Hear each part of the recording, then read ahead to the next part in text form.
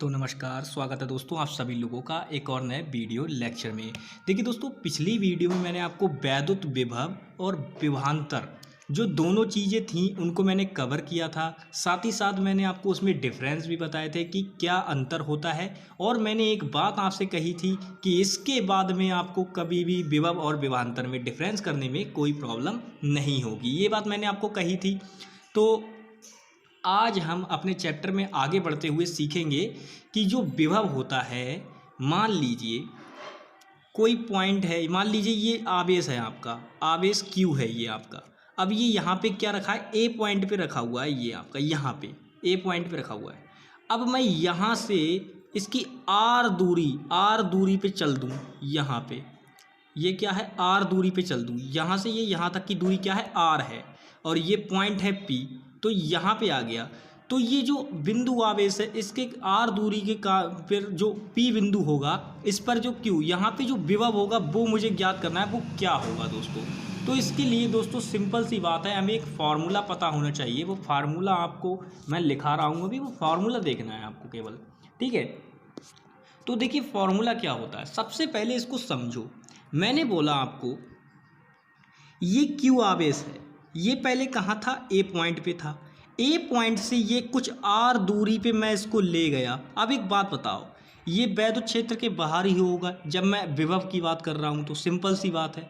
तो मैं इसे उठा के यहाँ वैद्युत क्षेत्र में ले आया, यहाँ ले आया वैद्युत क्षेत्र में, वैद्युत क्षेत्र में किसी बिंदु तक ले आए, यानी कि ये यहाँ पे जो भी कार्य होगा डब्लू, वो क्या कहलाएगा, वैद्युत विभव कहलाएगा, ये आप जानते हैं। तो मैं जब यहाँ से यहाँ तक इसको लाया, यानी ए से पी पॉइंट तक जब मैं इस आवेश को लेके आया, तो जो वैद्युत विभव बी होगा वही मुझे ज्ञात करना है क्या होगा। अब दोस्तों मैं आपको एक बात बता दूं, ये जो आपका क्यू है ना, क्यू, ये जो ए है यहाँ पे पॉइंट, ये यहाँ पे क्या है, जो क्यू है ये बिंदु आवेश है आपका। कैसा आवेश है, एक बिंदु आवेश है। जब बिंदु आवेश को हम ए पॉइंट से पी पॉइंट तक आर दूरी तक खिसकाएंगे, तो जो हमारा वैद्युत विभव होगा वो क्या होगा, उसका फॉर्मूला जो होता है दोस्तों, सबसे पहले ध्यान दीजिए, ये जो क्यू है ना दोस्तों, क्यू आवेश, इसकी कंडीशन है यहाँ पे, ये क्या होगा, एक परावैद्युतांक माध्यम में रखा होगा, परावैद्युतांक माध्यम में रखा होगा, परावैद्युतांक माध्यम में,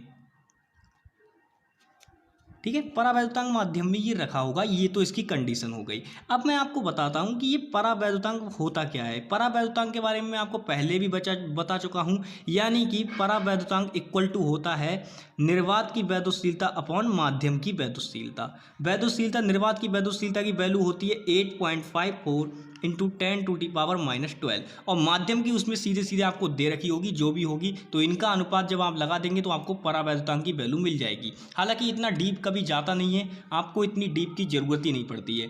आपको केवल पता होना चाहिए कि परावैद्युतांक होता क्या है, ठीक है। तो परावैद्युतांक मैंने आपको यहाँ पे बता दिया, यहाँ से आप डेफिनेशन लिख सकते हैं परावैद्युतांक की।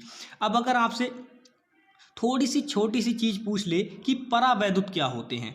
परावैद्युत देखिए दोस्तों वे होते हैं जो, मतलब देखिए वैद्युत के तो ये अचालक होते हैं, ये वैद्युत के अचालक होते हैं। कैसे होते हैं, वैद्युत के अचालक, लेकिन इनकी एक कंडीशन होती है, ये वैद्युत के अचालक तो होते हैं लेकिन ये वैद्युत का चालन भी करने लगते हैं। कब करने लगते हैं, जब ये दोस्तों, ये जो परावैद्युत होते हैं, जब हम इनको क्या करें, जैसे मान लीजिए ये कोई परावैद्युत है, थोड़ा यहाँ पे समझाना अच्छा रहेगा क्योंकि जब परावैद्युतांक शब्द आ गया है तो परावैद्युत के बारे में जान लेना कोई बुरी बात नहीं है, ठीक है, अच्छी बात है, जान लेंगे। उसके बाद मुझे केवल आज फॉर्मूला ही बताना है, वो मैं एक मिनट नहीं लगेगा, 1 मिनट में फॉर्मूला बता के आज की क्लास खत्म कर सकता हूँ। लेकिन मुझे ऐसा नहीं करना है, मुझे एक्सप्लेन करना है। जब ये परावैद्युतांक मेरे सामने आया तो मैं इसको पूरी तरीके से एक्सप्लेन कर रहा हूँ। सबसे पहले मैंने आपको परावैद्युतांक बताया क्या होता है। परावैद्युतांक में जो ये जो अपसालन नाट होता है, इसको बोलते हैं निर्वात की वैद्युतशीलता। इसको क्या बोलते हैं, निर्वात की वैद्युतशीलता कहा जाता है इसको, ठीक है, वैद्युतशीलता, वैद्युतशीलता।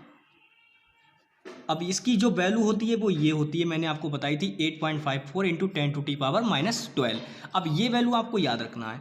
उसके बाद मैंने आपको बताया परावैद्युतांक से एक चीज़ और समझ में आती है, वो होती है परावैद्युत। परावैद्युत क्या होते हैं दोस्तों? सबसे पहली बात मैंने आपको बताई कि ये विद्युत के अचालक होते हैं। अब विद्युत के अचालक होते हुए भी ये क्या करते हैं, कभी विद्युत का चालन करते हैं। अब आपके दिमाग में एक क्वेश्चन घूमना चाहिए कि जब ये विद्युत के अचालक हैं तो ये विद्युत का चालन फिर क्यों कर रहे हैं, ऐसा रीज़न क्या है इनका? क्योंकि विद्युत का, जब सीधी बात है, हम विद्युत अचालक की डेफिनेशन क्या लिखते हैं? नॉन कंडक्टर जो होते हैं उनकी डेफिनेशन हम क्या लिखते हैं? हम लिखते हैं कि वे कंडक्टर जो होते हैं, मतलब जो अचालक, मतलब विद्युत का चालन ही नहीं करते। अचालक कौन होंगे? जो विद्युत का चालन नहीं करते।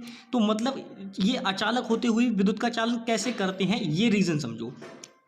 मान लो ये क्या है, वैद्युत क्षेत्र है। ये क्या है, वैद्युत क्षेत्र है। ये वैद्युत क्षेत्र की दिशा हो गई। अब यहाँ पे प्लस आवेश होगा, यहाँ पे माइनस आवेश होगा, इस प्रकार से है। तो ये क्या है, वैद्युत क्षेत्र है। ये वैद्युत क्षेत्र की दिशा मैंने बना दी।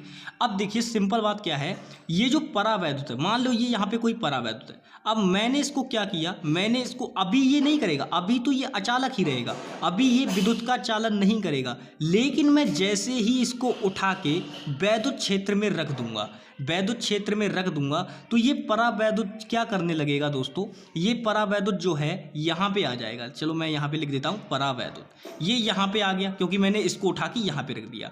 अब ये दोस्तों क्या करेगा, देखिए यहाँ पे प्लस आवेश है, यहाँ पे माइनस आवेश है, यहाँ पे प्लस आवेश है, यहाँ पे माइनस आवेश है। तो ये क्या करेगा, कुछ आवेश को संग्रहित करने लगते हैं। मतलब अब तो बहुत देर हो जाती है इनको यहाँ पे रख करके, तो ये क्या करते हैं, आवेश को संग्रहित करने लगते हैं, आवेश को इकट्ठा करने लगते हैं, जिससे ये क्या होता है, ये थोड़ा थोड़ा वैद्युत का चालन करने लगते हैं। तो यही होता है परावैद्युत। परावैद्युत क्या होते हैं, आप अच्छी तरीके से समझ गए होंगे इनकी डेफिनेशन कि परावैद्युत वैद्युत के अचालक होते हुए भी विद्युत का चालन करते हैं। ठीक, बस वही आपके परावैद्युत कहलाते हैं।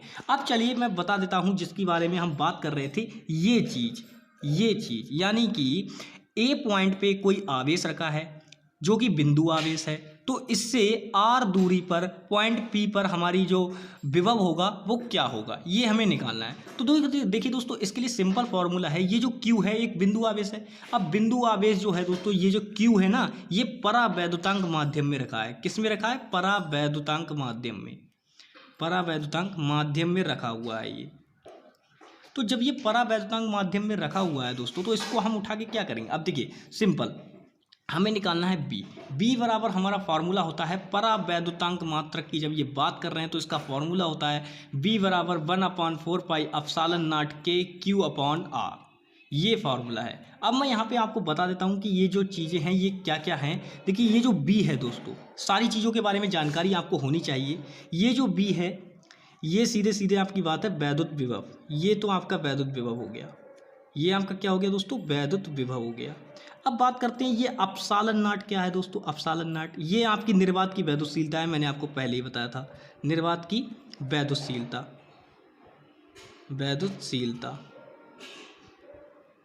है। अब देखिए यहाँ पर ये जो के है, ये क्या है, माध्यम का परावैद्युतांक है, माध्यम का परावैद्युतांक है, परावैद्युतांक, ठीक है, ये माध्यम का परावैद्युतांक। अब ये जो आर है दोस्तों, देखिए ध्यान से, ये जो आर है, आर ये मैंने बताया ये क्या है, बिंदु से दूरी है, दूरी बिंदु से दूरी, बिंदु दूरी आप लिख सकते हैं कि आर दूरी पर बिंदु है, ठीक है। और ये जो क्यू है दोस्तों, ये क्या है, आवेश है आपका, जो बिंदु आवेश है वही, उसी की बात कर रहे हैं यहाँ पे। तो आई होप कि आपको सारी चीज़ें समझ में आ गई होंगी। तो ये फार्मूला होता है किसका, एक। अब देखिए यहाँ पे ये तो मैंने बिल्कुल एक्सप्लेन करने के लिए ऐसा कर दिया, इसको मैं सही से लिखता हूँ, बिल्कुल सही से लिखता हूँ, तो वो आप सही से लिखा हुआ देख लीजिए, ध्यान से सही से लिखा हुआ जरूर देख लीजिएगा एक बार ध्यान से। सही से लिखा हुआ फॉर्मूला क्या होगा, v बराबर होता है आपका 1/4 पाई एप्सिलॉन नॉट के क्यू अपॉन आर। एक बिंदु आवेश के कारण किसी बिंदु पर स्थित वैद्युत विभव क्या होगा, मतलब क्या होगा, जैसे क्या है मैंने अभी आपको यहीं पे बताया था। देखिए ये क्या है, पॉइंट ए है, ए से हम पी दूरी तक पी बिंदु पे जाएंगे तो हमें क्या है, आर दूरी तय करनी होगी। तो ये जो बिंदु पी है, इस पर हमारा जो वैद्युत विभव है वो क्या होगा, तो ये निकालने के लिए हमारा फॉर्मूला होता है, क्योंकि एक ही बिंदु है जिस पे हमें बिंदु आवेश के कारण वैद्युत विभव निकालना है, जो कि आर दूरी पर स्थित है। तो इसके लिए फॉर्मूला होता है बी बराबर 1/4 पाई एप्सिलॉन नॉट के क्यू अपॉन आर। ठीक है, ये आपका फार्मूला है। तो आई होप कि आपको समझ में आ गया होगा। और नेक्स्ट वीडियो में हम मिलेंगे, जो कि हमारी अब देखिए इसका टर्न खत्म हो चुका है। नेक्स्ट टर्न जिस भी सब्जेक्ट का होगा आपको उससे रिलेटेड वीडियो मिल जाएगी। ठीक है दोस्तों, और 7 दिनों तक लगातार उसी सब्जेक्ट से रिलेटेड आपको वीडियोज़ मिलेंगी। ठीक है, तो मिलेंगे नेक्स्ट वीडियो में, तब तक के लिए bye bye, take care and जय हिंद दोस्तों।